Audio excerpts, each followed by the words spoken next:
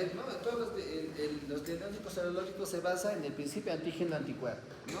Y lo que utiliza es la reacción antígeno-anticuerpo para detectar, ¿qué cosa va a detectar? Antígenos o anticuerpos del agente infeccioso.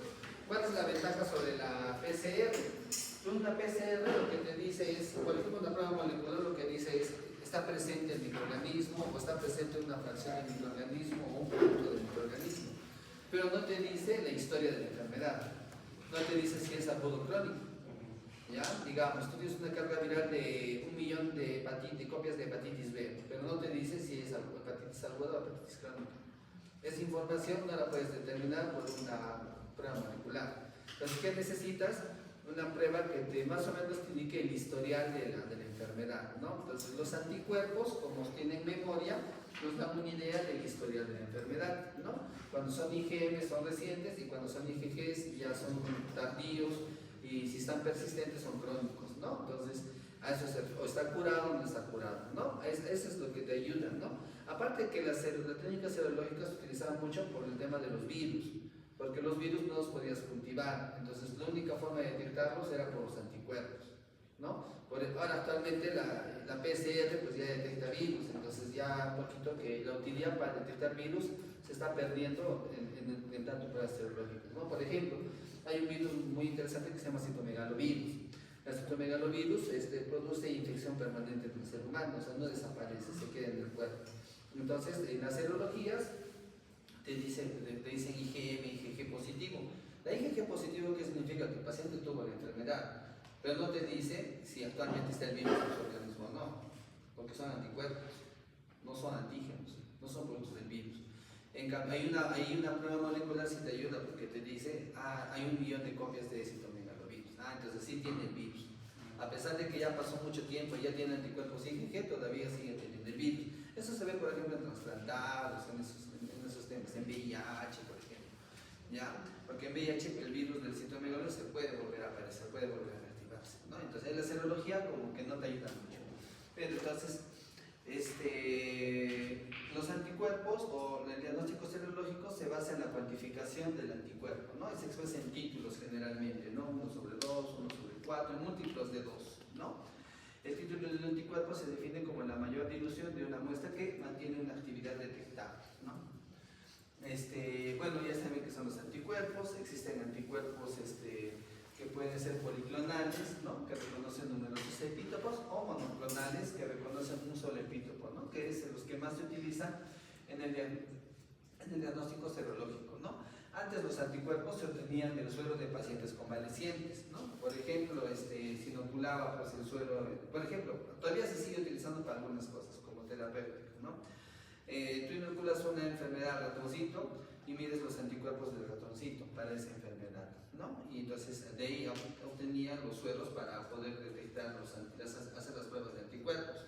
Posteriormente, con el desarrollo de la recombinación genética, lo que hicieron ya fue distinto, ¿no? O sea, crear ratones genéticamente modificados para poder producir grandes cantidades de un solo tipo de anticuerpos, ¿no? Entonces, eso ayuda a producir en masa la cantidad de anticuerpos, ¿no?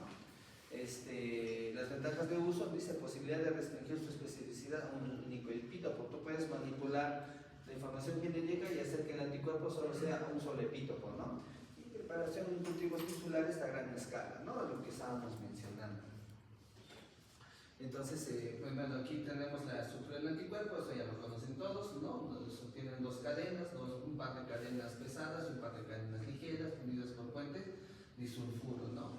Cada cadena pesada y cada cadena ligera tiene una región variable, que es donde se identifica el antígeno, ¿no? Ese es el otro, ¿no? Ahora, el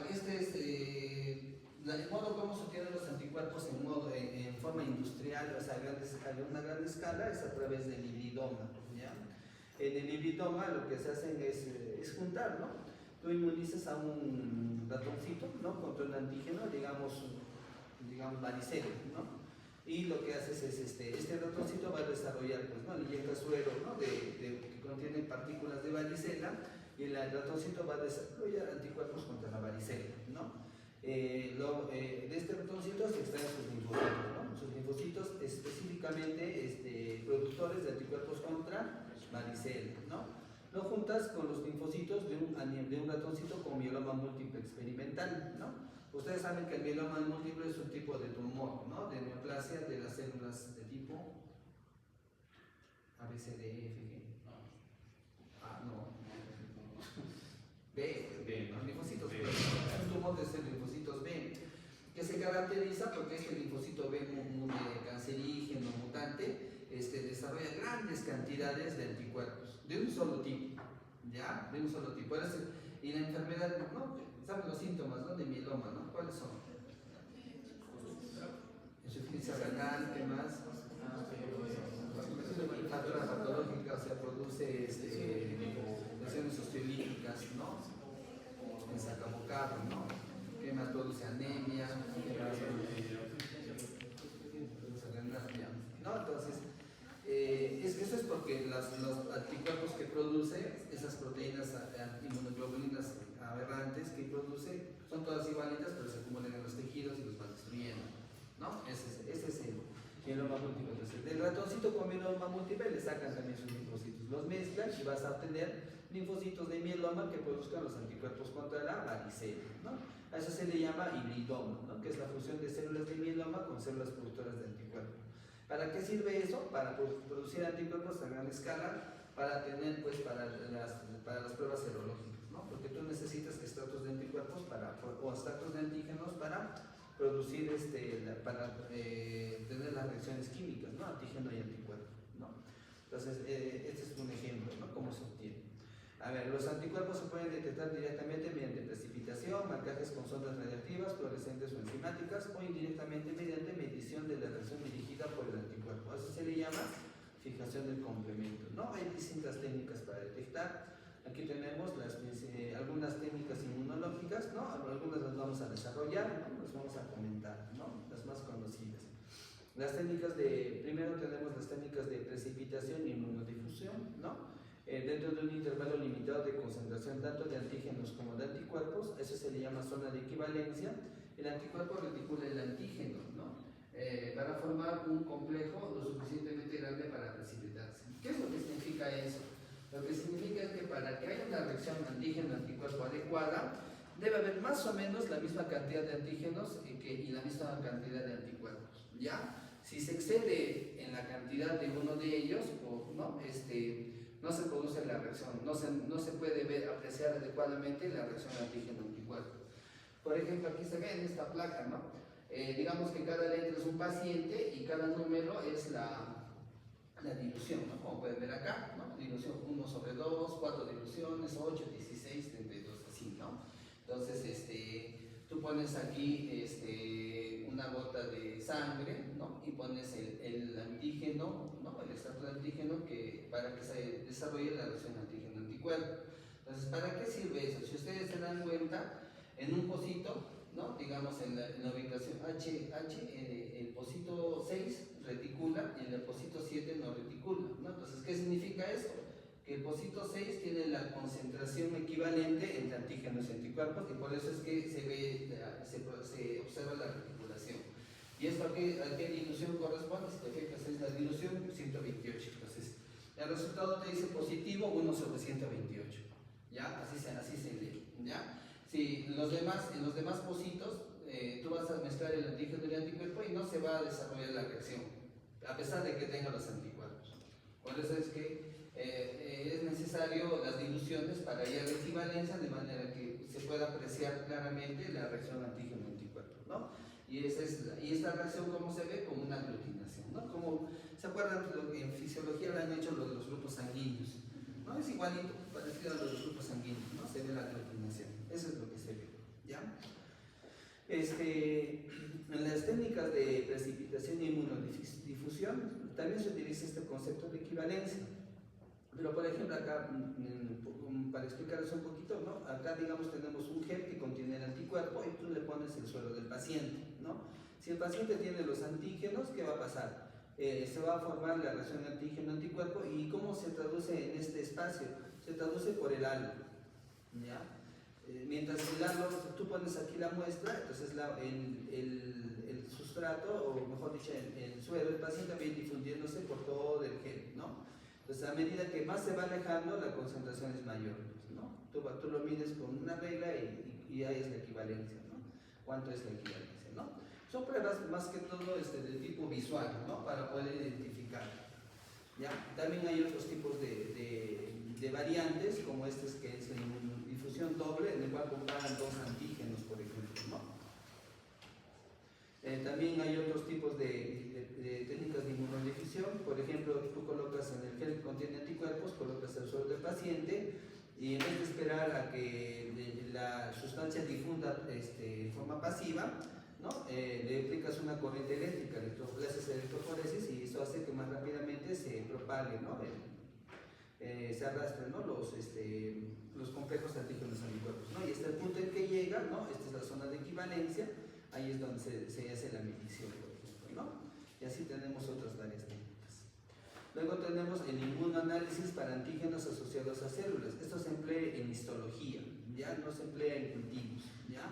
Entonces, ¿qué es lo que hacen aquí? Lo que hacen aquí es tratar de identificar una célula que esté infectada a través de anticuerpos, ¿no? Como dice aquí, los antígenos existentes en la superficie o en el interior de la célula se pueden detectar por inmunofluorescencia o inmunoanálisis.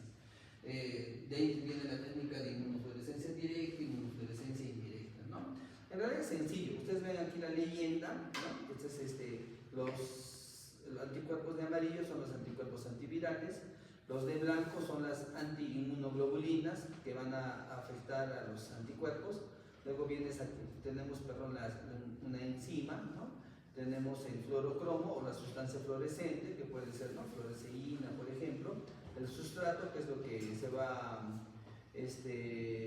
tener acción enzimática o se va a precipitar, ¿no? Y el antígeno viral. Entonces, cuando se habla de inmunofluorescencia directa, tú tienes aquí una célula, esta célula está infectada y en su superficie va a expresar los antígenos virales. Estos antígenos virales van a ser captados por los anticuerpos específicos, ¿no? Acá dicen, ¿no? Anticuerpos antivirales, y cada anticuerpo específico tiene una sustancia fluorescente, ¿no? Como pueden ver aquí, ¿no? Y entonces, cuando se produce la reacción antígeno-anticuerpo, la sustancia fluorescente se activa. Si no se produce la reacción antígeno-anticuerpo, la sustancia fluorescente no se activa, entonces el resultado es negativo, ¿no? En la fluorescencia indirecta es parecido, ¿no? Se produce la reacción antígeno-anticuerpo, pero en lugar de que el anticuerpo antiviral tenga el fluorescente, es captado por otros anticuerpos, por estas antiinmunoglobulinas, que también tienen la sustancia fluorescente, de manera que si se produce la reacción antígeno-anticuerpo, primero se produce la fijación de estos anticuerpos y luego se le colocan los otros anticuerpos para buscar estos anticuerpos, ¿no? Entonces, ¿qué es lo que pasa? Cuando se activa, cuando los anticuerpos antiinmunoglobulinas encuentran los anticuerpos antivirales, recién se activa la sustancia fluorescente. ¿Cuál es la diferencia, la ventaja? Si ustedes ven, aquí la señal es muy limitada porque tú lo tienes, digamos, ¿no? Son 6 fluorocromos, ¿no? En cambio, aquí tienes una mayor cantidad de fluorocromos, ¿no? Tienes acá 3, 6, acá tienes 9, 11, 13 y tienes 16 fluorocromos. Entonces, ¿para qué sirve esta técnica? Sirve para amplificar la señal simplemente, ¿no? Entonces, a veces cuando se tiñe o cuando la muestra es positiva y es muy pequeñita, no se va a ver en el fluoroscopio. Entonces necesitas una mayor cantidad de sustancia fluorescente para poder captar, ¿no? Entonces esa es la idea. Y el inmunoensayo es parecido, pero en vez de usar fluorocromos, que utiliza una enzima, ¿no? Cuando se produce la reacción antígeno-anticuerpo, vienen las antiinmunoglobulinas que tienen una enzima que cuando se realiza la reacción, ¿no? Cuando detectan los anticuerpos antivirales, van a degradar un sustrato, ¿no? Entonces eso se va a captar como un cambio en la densidad o de repente en la colorimetría, ¿no? de esta muestra, ¿no? Entonces, en realidad son variantes, ¿no? Que se hacen para poder, son como, es algo ingenioso, ¿no? También hay otra prueba que usa sustancias radiactivas, ¿no? Entonces emplean las diferentes técnicas para poder detectar los anticuerpos, ¿no? O los antígenos, claro. Estas pruebas se utilizan en biopsias, ¿ya? No se olviden eso. Se utilizan en biopsias. Luego tenemos los inmunoanálisis para anticuerpos y antígenos solubles. Tenemos el reacción, que es el ELISA, y el Western blot, ¿no? Ahorita vamos a ver los gráficos. El ELISA utiliza un antígeno inmovilizado en una superficie con el objeto de capturar y separar un anticuerpo específico de otros anticuerpos presentes en el suero del paciente, ¿no? Como ustedes saben, pues el suero no va a tener solo anticuerpos de rabia, digamos, tiene todos los anticuerpos de todas las enfermedades que ha tenido la persona. Se cuantifica por espectrofotometría en función de la densidad óptica del color de la reacción de una enzima. El Western blot es variante del ELISA, transfiere a un papel filtro proteínas víricas separadas por electroforesis. Las proteínas inmovilizadas capturan los anticuerpos antivíricos específicos y se visualizan mediante anticuerpos antihumanos conjugados con enzimas, ¿no? Entonces vamos a ver aquí, este es un ELISA, ¿no? Como pueden ver acá. Miren, el ELISA A, que hace detección de anticuerpos. Tú tienes aquí los antígenos que están en una placa, ¿no? Y estos antígenos se confrontan con el suero del paciente.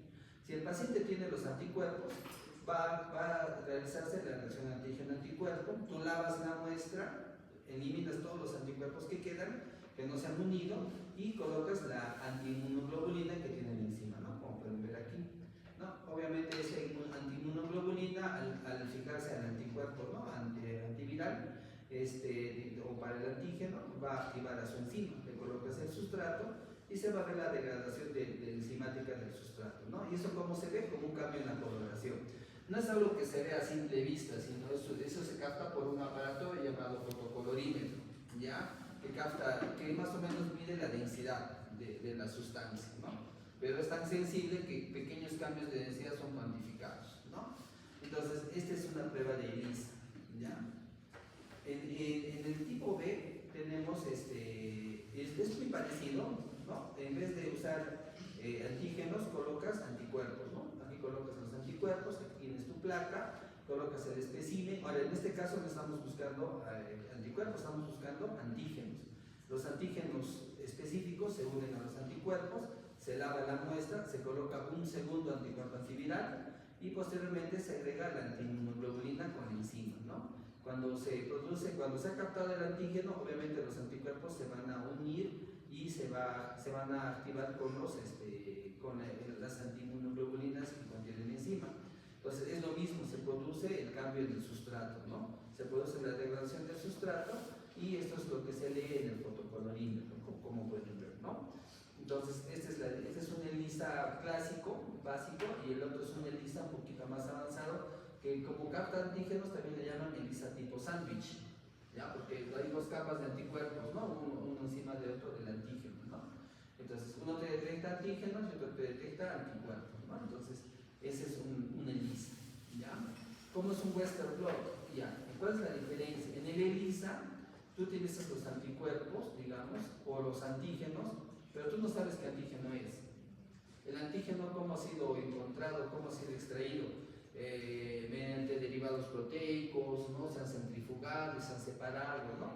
Pero no son antígenos realmente que se puede decir, no sabes específicamente qué antígeno es, ¿ya?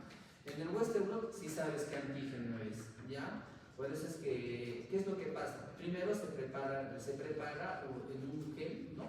En un gel especial, no me acuerdo qué se llama, creo que es nitrocelulosa, se le coloca en este gel el derivado proteico, ¿no? Un extracto de las proteínas del microorganismo, ¿ya? Se hace una transferencia electroforética de las proteínas fraccionadas a una membrana de nitrocelulosa. ¿Qué quiere decir? Aplicas una corriente eléctrica y las proteínas se van separando por su peso. Como pueden ver acá, se van separando por su peso, van más arriba, ¿no? Los de mayor peso molecular y abajo los de bajo peso molecular, ¿no? Entonces, ¿qué es lo que permite? Una vez que se ha hecho la separación de las fracciones de proteínas, estas se van a incubar con una muestra del paciente, con una muestra de sangre, ¿no? Y vas a formar lo mismo, ¿no? Cuando se incuba la membrana con los anticuerpos primarios, ¿no? Específicos, si se produce, entonces se ve si tiene los anticuerpos específicos. Se produce una segunda reacción, también similar al del ELISA, donde los segundos anticuerpos contra los anticuerpos antivirales, en este caso, tienen una sustancia, una enzima, un fluorocromo, que se detecta a través de un sensor, ¿no? Y al final, cuando se incuba la muestra, lo que va a pasar es esto: en cada sitio donde se han encontrado las proteínas, se han separado las proteínas, se van a juntar los anticuerpos, ¿no? Se produce la reacción antígeno-anticuerpo y eso es captado con un sensor y se ve así como una película de blanco y negro, ¿no? Entonces aquí tenemos, ¿cuál es la ventaja de esta técnica? De que tú sabes con qué proteína está reaccionando el anticuerpo del paciente, ¿no? Se utiliza para VIH, pero también se utiliza para muchos otros virus, ¿ya? Entonces aquí podemos ver en el gráfico, a la derecha tienen el ratón monoclonal, ¿no? El que produce los anticuerpos, ¿no? El ratón monoclonal produce anticuerpos para todos los fragmentos del virus del VIH, 160, 120, 55, 41, 24, 18, ¿ya? Luego tenemos el negativo, ¿no? Cuando no reacciona con ninguna de las proteínas, no se forman las banditas, entonces queda en blanco. En cambio, el indeterminado es cuando reaccionan con una sola de las proteínas o de las bandas de proteínas, ¿no? Este es indeterminado. Y uno altamente positivo es el que reacciona con todas, ¿no? Acá esta es una muestra de un paciente, ¿no? Seropositivo, y pueden ver que reacciona con todos los componentes. Cada uno de estos componentes son componentes que ya se sabe que son del VIH. Entonces, es una prueba mucho más específica, ¿no? Porque te dice, ya este paciente ha reaccionado con por ejemplo, el P24 es el antígeno de la cápside viral, la proteína que está en el exterior, ¿no? Y así, ¿no? También con el 160, 120, por ejemplo, ¿no? Entonces, es una prueba mucho más fidedigna, porque a veces puede hacer que alguna proteína aberrante pueda reaccionar con estos antígenos en el ELISA. ¿Ya? Entonces, por ese motivo es que se desarrolla esta técnica, ¿no? Que es más precisa. ¿Ya? Luego tenemos el radioinmunoanálisis, que en vez de usa anticuerpos o antígenos marcados con zonas radiactivas para cuantificar complejo antígeno-anticuerpo, ¿no? Se usa como un análisis de captura o de competencia, o sea, similar al del VIH, al Western blot, solo que en vez de usar estas sustancias de cambio de sustrato, utilizan sustancias radioactivas. ¿Ya? Por eso se llama radioinmunoensayo, ¿no? Aquí tienes los anticuerpos, tienes los antígenos y los antígenos radiomarcados, ¿no? Se mezclan y vas a encontrar algunos anticuerpos con antígenos comunes y otros con antígenos radiomarcados. Se separa y se ve, pues, a través de un aparato que cuenta la radioactividad, ¿no? Te indica si ha habido un cambio, ¿no? Si es positivo o negativo, ¿no? Entonces, esa es otra técnica que se puede utilizar, ¿no? No usamos mucho nosotros radioinmunoanálisis, ¿no? Con respecto a, bueno, ya vamos a terminar, en cuanto a la serología, durante una infección, el huésped usualmente responde, ¿no? Sabes que responde con la formación de anticuerpos y su tiempo de aparición depende del estímulo antigénico, ¿no? La respuesta inmunitaria humana del paciente proporciona un historial de sus infecciones, ¿no? Entonces, si tú haces pruebas, por ejemplo, el famoso TORCH, no sé si han visto alguna vez un resultado de prueba de TORCH. El TORCH es un conjunto de infecciones que cuando afectan a las mujeres que están gestando por primera vez producen daño fetal, ¿ya? Y es por eso que siempre se les hace, ¿no? El TORCH viene, ¿no?, de toxoplasma, citomegalovirus, herpes, rubiola, ¿no? Entonces, este TORCH te da un historial de todas esas infecciones. Si han sido IgGs positivos solamente, significa que son infecciones pasadas, pero si tienen la IgM positivo, ahí sí tienes cuidado porque puede ser que tenga una infección reciente, ¿no? Y la preocupación es que tenga IgMs positivos, perdón, porque son recientes, y en una gestante puede significar un daño fetal, ¿ya? Por ejemplo, ¿no? Pero si tienes las IgGs, solo las IgGs positivas, que significa que ya tuvo la infección, entonces no hay riesgo, ¿no? Eso significa.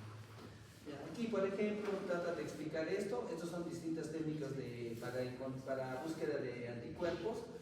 Ustedes pueden ver que después de que se produce la enfermedad la enfermedad activa, ¿no?, pasa a la fase aguda, los anticuerpos alcanzan niveles altos, que posteriormente, en cuestiones de años, pueden ir disminuyendo, en algunos casos hasta llegan a desaparecer. La serología permite identificar el agente responsable de la infección, evaluar la evolución de la infección o evaluar la naturaleza, ¿no? Si es aguda o crónica, generalmente cuando es infección aguda, los anticuerpos aparecen rápidamente y alcanzan su pico de 10 a 21 días. Los anticuerpos se cuantifican generalmente en títulos, que es el inverso de la mayor dilución. 1 sobre 2, 1 sobre 4, 1 sobre 16, ¿no? 1 sobre 8, 1 sobre 16, siempre es exponencialmente, ¿ya? Interpretar adecuadamente los valores de anticuerpos es importante. En la infección primaria tenemos que la respuesta mediada por IgM es dominante, ¿no?, y reemplazada por la IgG de las 4 semanas o más, ¿no? Entonces eso ya lo conocen, ¿no?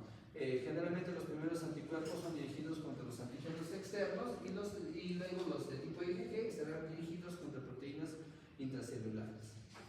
Tenemos la prueba de eficacia del complemento, ¿no? En el que el suero del paciente reacciona con el antígeno del laboratorio y el complemento adicional.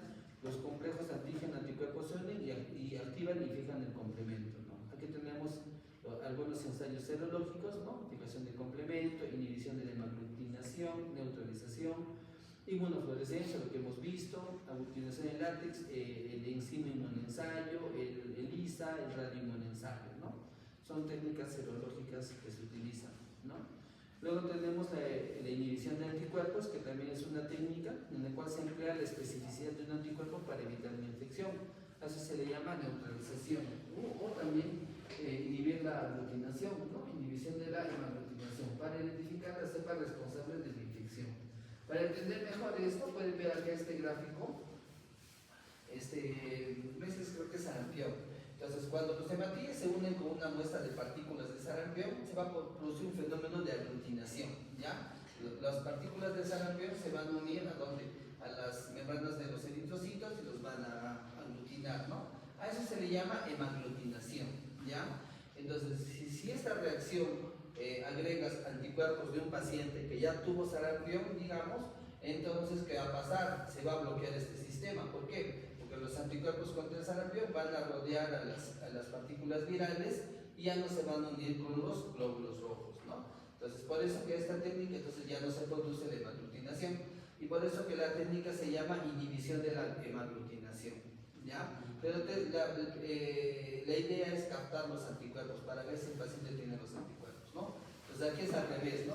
Cuando se aglutina, quiere decir que no tiene los anticuerpos, y cuando se aglutina, significa que sí tiene, ¿no?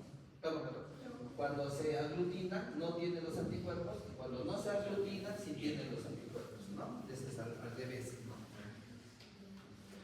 Luego viene la aglutinación en látex, que es una prueba rápida y simple para detección de un anticuerpo o antígeno, ¿no? Los anticuerpos específicos de un virus hacen que las partículas de látex recubiertas de antígenos virus víricos se aglutinen, ¿no? La aglutinación en látex es la prueba que utilizan para los grupos sanguíneos. Ya es más o menos, es casi el mismo principio, ¿no? Una lámina, o puede ser también en la placa de un pocito, tienes la muestra, ¿no? de sangre, y pones la muestra que contiene los anticuerpos, y si aglutina, significa que el individuo que la muestra posee anticuerpos, y si no aglutina, significa que no posee anticuerpos. Pero la aglutinación no se detecta por un método electrónico, ¿no? Un sensor, ¿no? Sino simplemente a simple vista si se ve si se aglutina o no se aglutina, ¿no? En cambio, en las otras técnicas sí utilizan sensores, utilizan fluorescentes, utilizan sustancias fluorescentes, enzimas, ¿no? Etcétera, ¿no? Y con eso terminamos. ¿Alguna pregunta? Doctor, actualmente en el seguro, ¿cuál es la técnica de PCR y post-tratamiento en el seguro? Pero es que todo depende de la enfermedad que quieras diagnosticar. Para virus. ¿Ya? Para virus, hay virus que sí necesariamente necesitas carga viral, si no puedes trabajar. VIH utiliza carga viral, citomegalovirus, el trasplante utiliza carga viral, hepatitis B necesitas carga viral, hepatitis C necesitas carga viral, ¿qué más? Por ahí el virus Epstein-Barr, por ahí el virus influenza, el COVID, tenemos pruebas para todos esos virus. Ahora, pero generalmente lo que hacemos en el hospital es primero las pruebas de anticuerpos. Se utilizan ELISAs o también otra técnica llamada quimioluminiscencia, y así hay varias técnicas que detectan. Primero vas con los anticuerpos y al final vas con la PCR, es lo que hacemos, ¿ya? Ese es el procedimiento que generalmente se utiliza. No hacemos, salvo excepciones en las cuales no puedes utilizar los anticuerpos, utilizas la PCR de frente, por ejemplo en el COVID. En el COVID no puedes medir anticuerpos contra COVID, entonces vas de frente a la PCR, ¿no? Por eso te digo que depende de la enfermedad. Esto también, hay ELISA para detectar anticuerpos de lupus, anticuerpos de otras enfermedades autoinmunes también se utilizan, ¿ya? O sea, no es solo técnicas de microbiología específicamente, sino también son para otras enfermedades, ¿no? En autoinmunes se utiliza bastante, en cáncer también, en algunos tipos de cáncer se puede utilizar también algunas de estas técnicas, ¿no?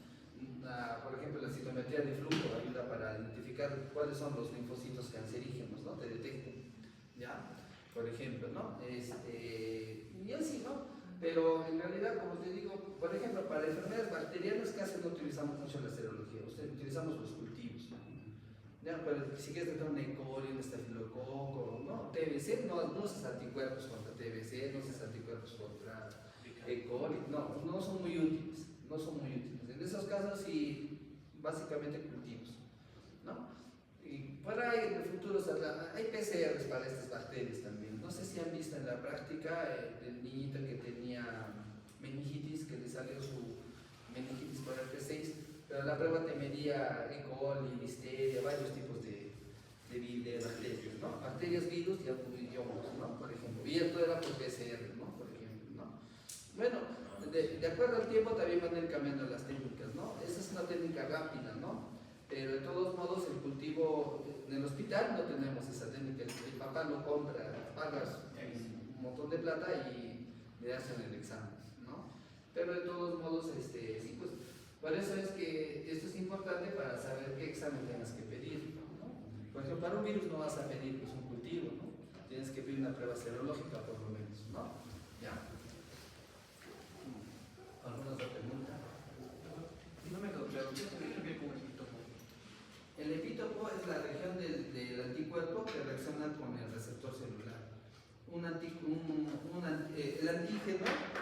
El antígeno puede ser de un único epítopo o el antígeno puede tener varios epítopos, ¿ya? Entonces tú tienes aquí una célula, tienes aquí su receptor, ¿no? Digamos de este tipo, ¿no? También tiene otro receptor de este tipo. Entonces puede haber un anticuerpo, es una molécula que tenga también, que tenga esa forma, ¿no? Así, ¿no? Este es el que tiene un solo epítopo, pero también vas a tener antígenos que tengan varios epítopos, así, ¿no? De manera que van a captar a ambos, ¿no? Entonces, cuando un antígeno solo tiene un solo sitio que reacciona, que interacciona, ¿no? Con el anticuerpo, se le llama de un solo epítopo monoclonal. Cuando reaccionan con varios componentes con varios anticuerpos se le llama policlonal, ¿ya? Entonces, el epítopo solo es esta región y el antígeno es como todo el conjunto, ¿ya? Vas a encontrar antígenos de un solo epítopo o antígenos de varios epítopos, ¿ya? Eso se refiere. O sea, el epítopo es más pequeñito que el antígeno. Es como la llave, ¿no? La llave, la forma específica de la llave, lo que entra la chapa, pero el resto no sirve, solo es para que no se pierda la llave. Entonces, ese es por ejemplo un solo epítopo. Pero todo el conjunto, la llave completa es un antígeno.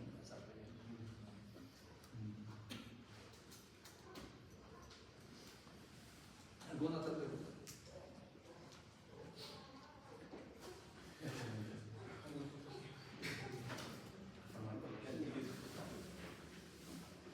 Ya, a ver, vamos a avanzar un poco de los antibióticos, ¿ya? Entonces vamos a hablar de betalactámicos. Bueno, el betalactámico ya saben ustedes, ¿no? ¿Cuál es el mecanismo de acción de todos los betalactámicos? ¿Cuál es? Inhibición de la síntesis pero ¿a qué nivel actúa?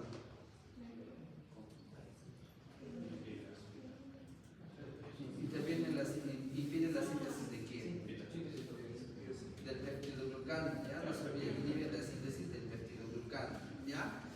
Los betalactámicos debe ser el grupo más grande de antibióticos que existen y tienen 4 familias, ¿ya? Vas a tener aquí las penicilinas, luego tienes las cefalosporinas y luego tienes tienes otro más que se llama monobactams y finalmente tienes los más potentes, ¿no? Los carbapenems, ¿no?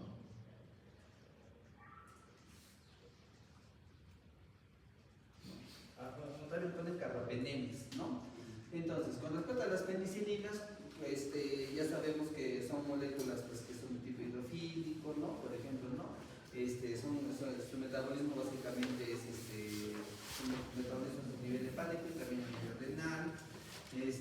Las penicilinas son las primeras moléculas que se han descubierto.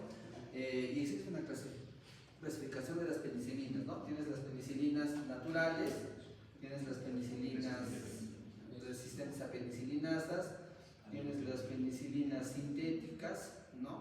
Y tienes también las penicilinas antipseudomónicas, ¿no? Más o menos, este es para que más o menos para que se acuerden, ¿ya? Entonces, dentro de las penicilinas naturales, ¿qué vamos a tener? En las naturales tenemos todas las que dicen penicilina, ¿no? Entonces, aquí tienes penicilina, la primera es la del grupo G, ¿no? La G sódica, la capotásica, por ejemplo, ¿no? La más común es la G sódica, ¿ya? Que es endovenoso y intramuscular. Tienes la penicilina, puede ser la clemizol o la penicilina, ¿cómo se llama la otra que se utiliza? Procaínica, ¿no? A veces han ido al seguro o al MINSA y les han puesto una inyección, ¿no? Le dicen, no, tres dosis de penicilina y luego tomas tamoxifenina por tu dolor de garganta, ¿no? Entonces, estas son las penicilinas las más básicas, ¿ya? Ya prácticamente tienen pocos usos en la actualidad, pero todavía son importantes. Por ejemplo, ¿en qué casos utilizamos estas penicilinas? Acá nos falta hablar de una penicilina de acción prolongada, que es la penicilina benzatínica. Ya. Las penicilinas gestódicas se utilizaban para tratar infecciones por cocos gram positivos, ¿ya? Cocos gram positivos, ¿ya? Entonces, cuando hablamos de cocos gram positivos, ¿qué hablamos? ¿De qué nos referimos? Estreptos y estáfilos, ¿ya? Los estáfilos ya casi son resistentes, ya casi no puedes tratar muchas infecciones por estáfilos con esas penicilinas, pero sí son buenas contra los estreptos, ¿ya? Contra los estreptococos. Por ejemplo, un estreptococo que sea patogénico, el neumonía, ya, pero el neumonía es resistente, otro. El biógenes, ¿no? Ustedes saben que los estreptococos se dividen, ¿no? Los del grupo A, los del grupo B, los que no tienen grupo, ¿no? Y los que les llaman virida, y el estreptococcus pneumoniae, que tiene de A y que tiene de B. ¿Ya? Que es alfa y beta hemolítico a la vez. Depende del ambiente. Entonces, estas penicilinas se utilizan mucho para el tratamiento de estas infecciones por estreptococos. ¿Ya? No se olviden estreptococos A y estreptococos B. ¿Ya? Se utilizan mucho. También se utiliza, por ejemplo, la benzatínica para el tratamiento de la sífilis. ¿Ya? No se olviden sífilis. ¿Ya? Y también es tratamiento de elección en el caso de faringitis aguda. Se utiliza mucho para faringitis aguda. Infecciones de piel y partes blandas también son por estreptococo. Entonces, también podrías utilizarlo, aunque hay otras opciones que son menos agresivas, ¿no? En el tema de la inyección, ¿ya? ¿Cuál es la diferencia? La penicilina gestódica se administra cada 4 horas, ¿ya? Es más seguido. La clemizol procaínica es cada 24 horas y la benzatínica es cada 28 días, ¿no? Su mecanismo de acción es hasta 28 días, ¿ya? Entonces, por eso es que, miren, en realidad, pues, si tú quieres tratar faringitis, ¿cuál emplearías? ¿Una procaínica o una benzatínica? Una benzatínica, y en la guía te dice que utiliza penicilina benzatínica, ¿ya? Si no te gustan las agujas, vamos a la otra penicilina, ¿ya? Pero eso es lo que se utiliza. Ahora, la gestódica, ¿en qué caso se utiliza? En neurosífilis. Es la droga de elección en neurosífilis. ¿Por qué? Porque tratarla con benzatínica, la benzatínica no atraviesa el cerebro, ¿ya?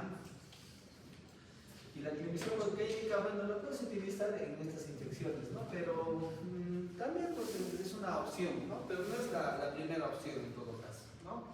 De repente no tienes benzatínica y está con mucha amigdalitis, utilizarás pues tu clemizol, ¿no? O tu procaínica, que son casi iguales. Clemizol hay en el seguro y procaínica hay en el MINSA, no sé por qué hay esa diferencia, ¿ya? Pero es igual, ¿ya? Vienen de 1 millón. Todas las penicilinas de este grupo vienen de 1 millón, ¿no? Todas vienen de 1 millón, esta viene de 1 millón de euros. Luego tenemos, después de las penicilinas naturales, pasamos a lo que son las sintéticas, pero dentro de este grupo hay un grupo de penicilinas que se utiliza justo estamos hablando que no podemos utilizar esas penicilinas para tratar estafilococos. Entonces, para eso los investigadores investigadores desarrollan una penicilina que sea capaz de actuar sobre estafilococo. ¿Ya? Entonces ahí vienen las penicilinas resistentes a penicilinas, o también le llaman penicilinas antiestafilocócicas.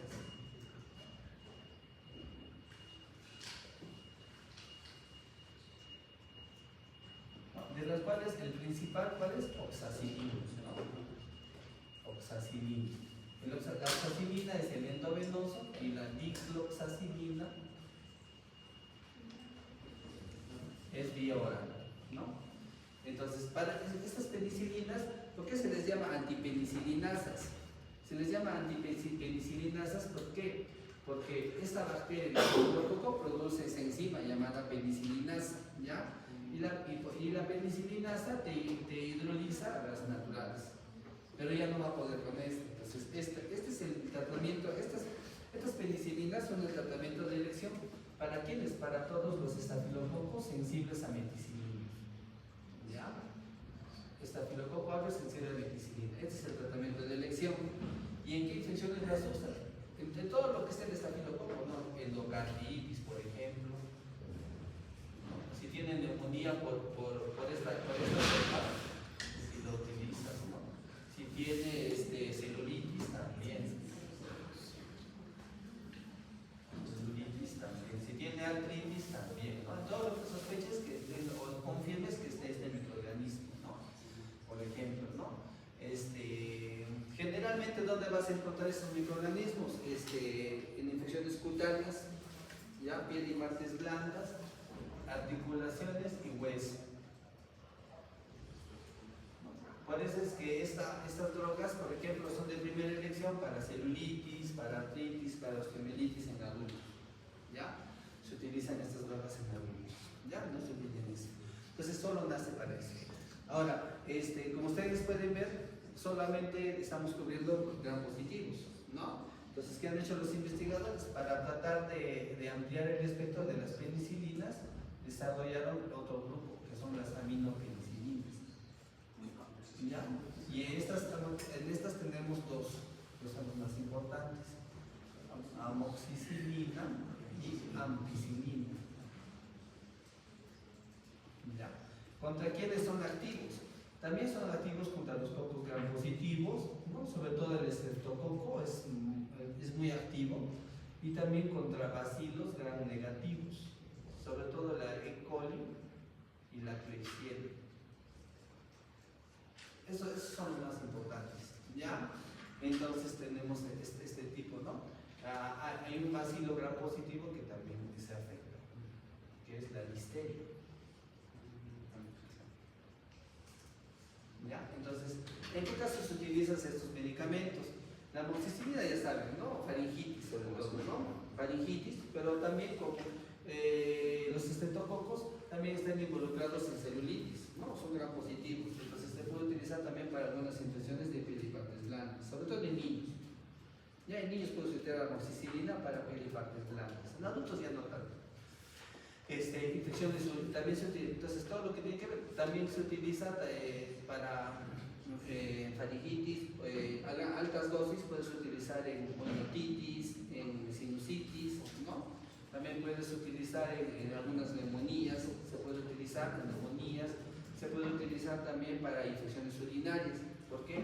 Porque justamente que cubre los dos gérmenes más frecuentes de infección urinaria, ¿ya? También lo puedes utilizar. No les sorprenda, por ejemplo, en periferia utiliza amoxicilina para tratar incluso en gestantes. ¿Ya? Se utiliza eso, no utilizan sí, pero no se usa en gestantes. ¿Ya? Y también para esta bacteria listeria, que es una bacteria bien particular que produce meningitis. ¿No? Produce meningitis. ¿Qué más? Que cuando hagamos meningitis vamos a hablar un poco más de eso. ¿Ya? Entonces, para esto sí. Ahora, a estas moléculas les han agregado, para ampliar su espectro y para que sean más estables, no se decaen tan fácilmente, unas enzimas llamadas inhibidores de metalactamasas. ¿Ya? Y ahí es que nace la amoxicilina clavulánico, ¿no? Amoxicilina clavulánico, y que nace la ampicilina sulfatana, ¿no? Ahí viene el nombre. Entonces, ya con con la agregación de estas sustancias, el espectro que tiene amplía más, ¿no? Sobre todo en bacilos gram positivos, se amplía a hemófilos influenzae, que es una causa de neumonía, y por eso es que es la amoxicilina ácido clorhilálico se utiliza en neumonías comunitarias. También te cubre el Streptococcus pneumoniae, ¿no? El que es sensible, ¿no? Y el Ampicillobacter se utilizaba mucho en infecciones abdominales, infecciones intraabdominales. Se utiliza todavía en España en infecciones intraabdominales. Utilizan para y aparte de ello, cuando tú este grupo de antibióticos también tiene acción contra anaerobios, que estaba olvidando. ¿Y en qué caso lo utilizan? Lo utilizan los odontólogos para cuando hacen tus curaciones te dan amoxicilina. Pero ¿por qué me da amoxicilina? Porque te cubre gram positivos y te cubre los anaerobios de la boca. Entonces se utiliza para abscesos dentarios.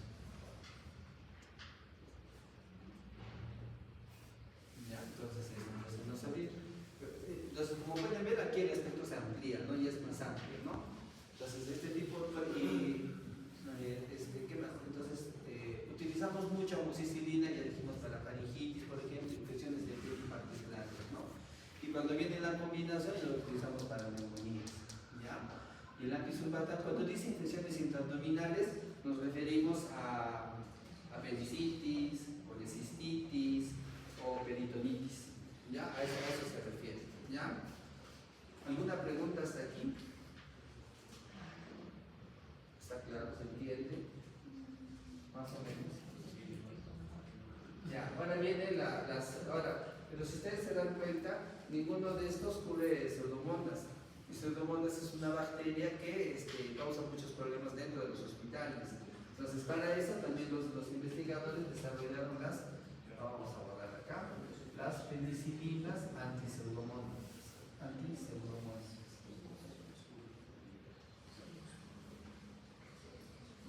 Y aquí, ¿cuál es el más importante? Bueno, en el Perú, piperacilina, ¿ya? En otros países existe picaxilina, ¿ya? Entonces, solo vamos a hablar de Perú. Piperacilina. Pero como piperacilina, se dieron cuenta que rápidamente hacía resistencia a la pseudomonas, entonces le agregaron el inhibidor que se llama tazobactam. Entonces, con esto ya pues el espectro se amplía. Esta combinación piperacilina-tazobactam te cubre todo lo de la amoxicilina más pseudomonas. ¿Ya? Te cubre cocos gram positivos, te cubre bacilos gram positivos, bacilos gram negativos, te cubre anaerobios y te cubre, ¿qué más? Pseudomonas, ¿no? Que es para lo que más. ¿Y dónde vas a usar este monstruo? Este monstruo se utiliza en infecciones intrahospitalarias, no se utiliza en la comunidad. ¿Ya? No se olviden. Entonces, ¿ya? Se utilizan sobre todo en neumonía intrahospitalaria, abscesos pulmonares, también se utilizan abscesos, como cubre anaerobios, abscesos pulmonares, ¿no? Y en infecciones de piel y partes blandas, ¿no? Celulitis. Pero que sospeches que tenga pseudomonas, ¿no? Un niño con celulitis no es pseudomonas, pero por ejemplo un diabético con celulitis, o pie diabético, sí puede tener su pseudomonas, entonces para eso se utiliza, ¿ya? Para eso se utiliza, ¿ya? Renales, pacientes renales también, ¿no? Ya saben, ¿no? A los pseudomonas les gustan los diabéticos y los nefrópatas, ¿ya? No se olviden, ¿ya? Entonces, ¿alguna pregunta? Para todo este grupo de medicamentos se utiliza en la gestación sin ningún problema. Todos ellos se pueden utilizar en la gestación, no hay problema, ¿ya? Para meningitis, pipetazo sí funciona, se puede usar amoxicilina, pero los demás no, también ampicilina se puede usar, ¿no? También se puede usar para listeria, ¿no? Entonces, pero las penicilinas casi no, por ejemplo, la clemizol, la benzatínica no se utiliza, ¿ya? Me estaba olvidando, hay una penicilina natural que es bioral. ¿Cómo?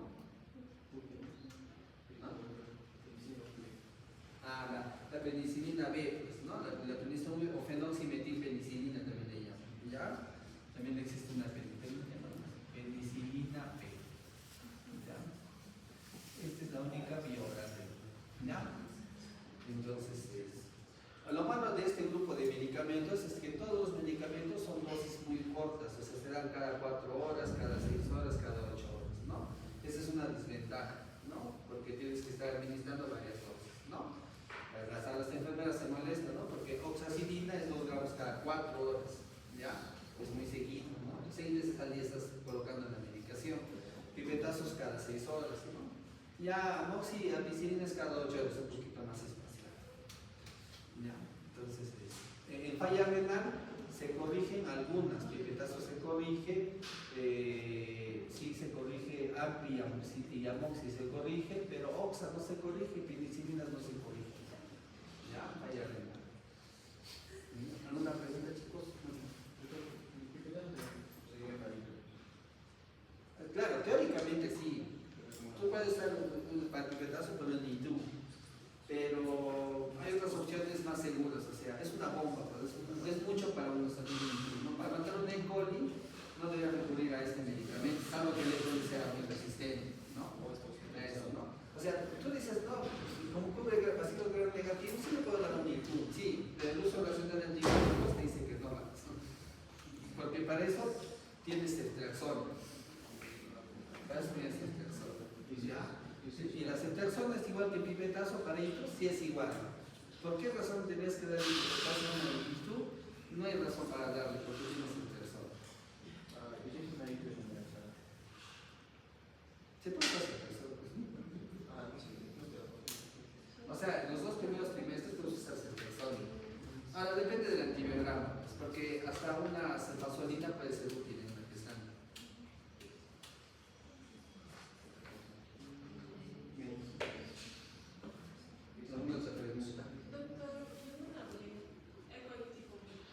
Ya, las BRES no entran acá, estas son para todas las enzimas.